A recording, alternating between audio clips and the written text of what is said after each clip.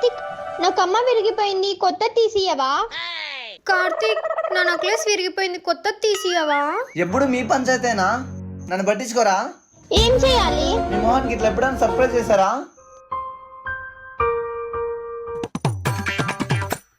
అర్జెంటుగా ఇంటికి రా.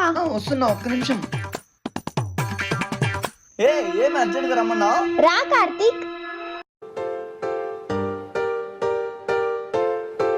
సర్ప్రైజ్. అదేంటి కార్తీక్, సర్ప్రైజ్ ప్లాన్ చేసినా కూడా రియాక్ట్ అవ్వవేంటి? అంతేలే, మా ప్రేమ కనిపించదు. కనబడుతుంది, ఒకసారి పైకి చూడండి.